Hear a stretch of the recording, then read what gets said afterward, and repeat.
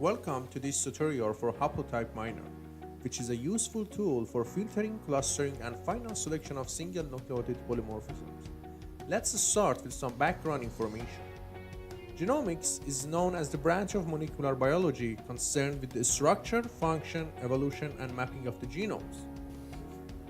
Advances in genomics can be attributed in part to the development of new molecular markers, which are small regions of non-nucleotide sequences that can be statistically associated to a trait of interest through genome mapping. Genome mapping has opened the possibility of crop improvement through multiple markers associated with quantitative traits such as crop yield, seed quality, and adaptation. Single nucleotide polymorphisms, or SNPs, are the newest and most commonly used molecular markers in current mapping methodologies. Two of the most common genomic tools for genome mapping are linkage and association mapping. Overall, the major goal for both types of mapping is to detect genomic regions associated with the trait of interest. Linkage mapping works for non-relationship in a pedigree. It associates specific regions in the genome by their recombination frequency. Constructing a linkage map is useful to determine recombining ability of specific traits associated together. However, linkage maps are limited because they require a highly related population and known pedigree. How about unrelated population? Association mapping overcomes this limitation by taking advantage of historic linkage disequilibrium to link phenotypes to genotypes. One of the most common tools for association mapping is genome-wide association study, or GWAS, that has evolved over the last 10 years into a powerful tool for investigating the genetics architecture of traits. GWAS uses a large number of SNPs to detect association between trait of interest and genomic regions. These allow breeders to make breeding selection based on the presence of specific markers that have been associated to a trait of interest. However, to be useful in plant breeding, we need to understand which allele contribute to a trait of interest. The best way of detecting alleles associated with trait of interest is through haplotype mining. A haplotype can refer to a combination of alleles or a set of SNPs found on the same chromosome and is used to investigate the influence of genes on trait of interest.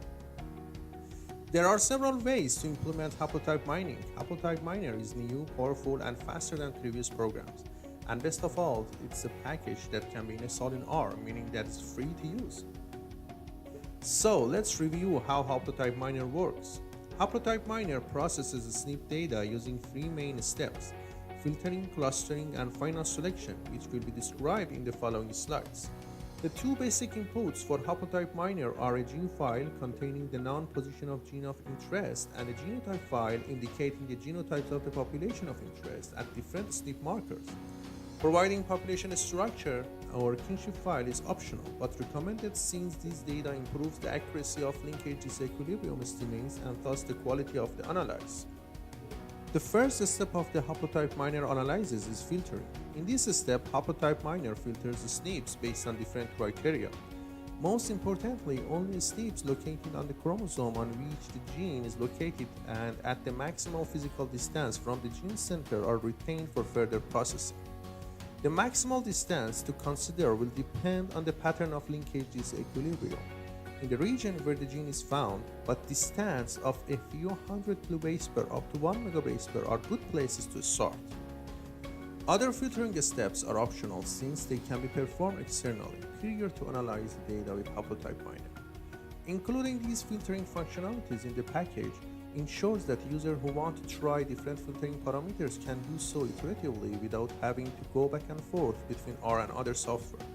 At the moment, SNPs can be filtered based on minor allele frequency, the proportion of heterozygosity, proportion of missing data, and minor allele count.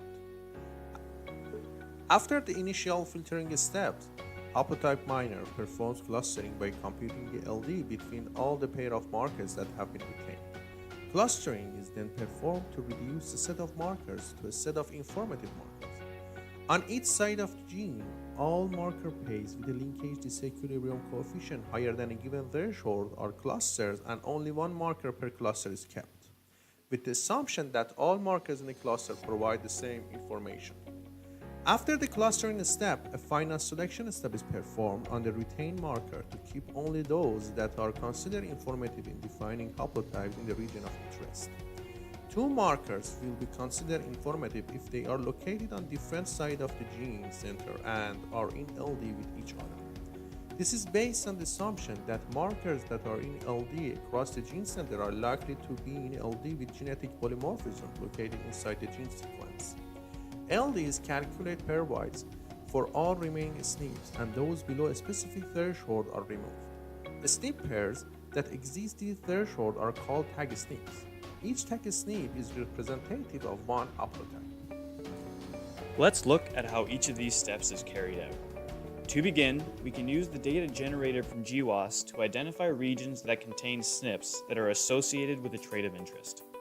In the filtering step, Haplotype Miner locates the SNPs in the dataset that are located on the chromosome on which the gene is located and at a maximal physical distance from the gene center, which is determined based on LD. These SNPs are then retained for further processing. In the clustering step, Haplotype Miner computes the LD between each SNP retained from the filtering step and the center of the gene. SNPs are clustered if they share an LD above a given threshold.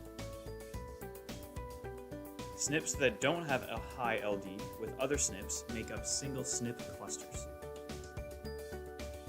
Once clustered, all but one SNP of a given cluster is dropped, since all markers in a cluster provide the same information. Haplotype Miner then tests LD between the remaining SNPs, rather than from the gene center, and removes redundant SNPs based on LD. Next, the LD for each pairwise combination of SNPs is computed. Pairs of SNPs that are on opposite sides of the gene and in high LD are labeled tag SNPs. These tag SNPs are representative of distinct haplotypes for the gene, which represent putative alleles. Let's try an example code with gene PHY-A3 of soybean. In this example, we will use RStudio and the Haplotype Miner package to define haplotypes at the PHY-A3 maturity gene of soybean, which is located on chromosome 19. The genotype data in this example is generated by GBS and contains information from 67 soybean lines. For the purpose of this tutorial, only the markers on chromosomes 19 and 20 have been kept. The following packages are needed for Haplotype Miner to function correctly. This step will not be necessary once the package has been released, but for the moment, loading the libraries prior to using the packages is necessary to avoid bugs. Overall, the ggplot package is for drawing figures. LD-CoreSV is for measuring linkage disequilibrium corrected by the structure and the relatedness.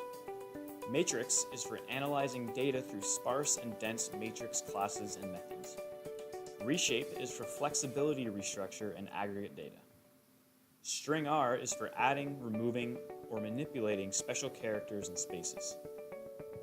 DevTools is for making packages development easier by providing R functions that simplify common tasks. Other packages, such as Genome InfoDB, contains data and functions that define and allow translation between different chromosome sequence naming conventions. SNPstats is for classes and statistical methods for large SNP association studies. Summarized experiment contains one or more assays, each represented by a matrix-like object of numeric or other modes. Variant annotation annotates variants, computes amino acid coding changes, and predicts coding outcome. The analysis parameters are built through a helper function called haploparams. This step separates the specification of the parameters from the actual computation of the haplotypes, and thus grants more flexibility to the user. The parameters used in this analysis are listed and explained here. Input file is the name of the .hapmap or .vcf genotype file. Structure file is the name of the structure file and is optional. Kinship file is the name of the kinship file and is optional. GeneDB file is the name of a file providing information about genes of interest.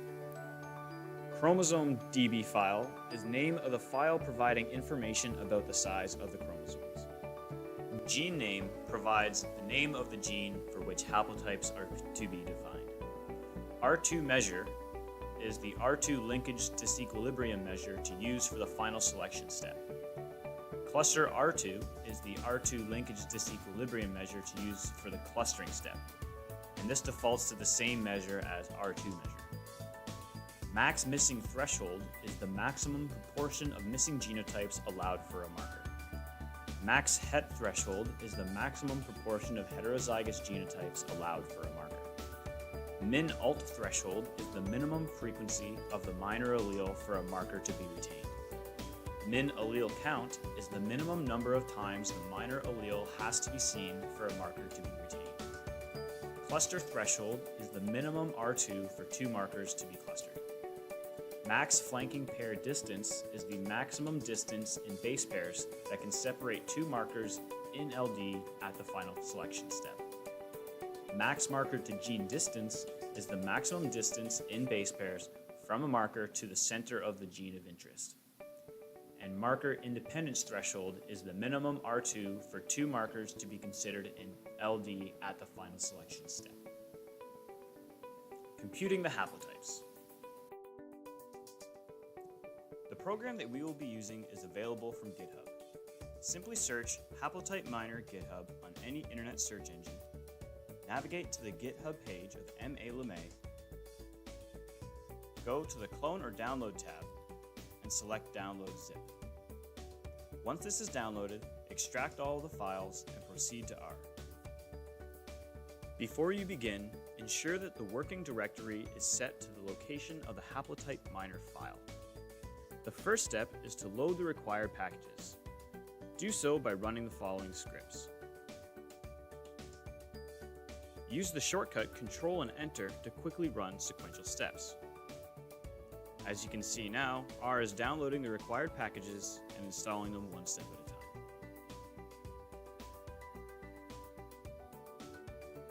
Continuing through the bioconductor package, and with that complete, you may now install the Haplotype Miner package by running DevTools.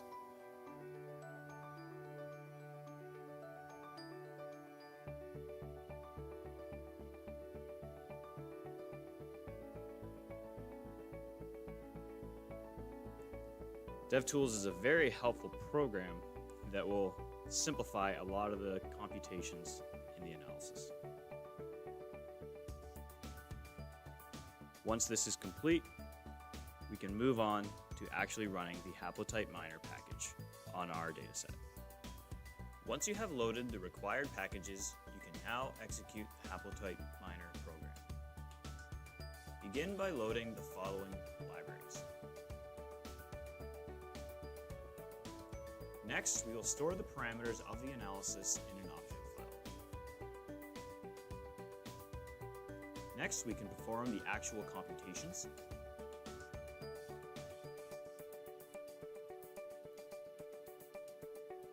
And then, once this is completed, we will generate a list of graphs that can be generated as output.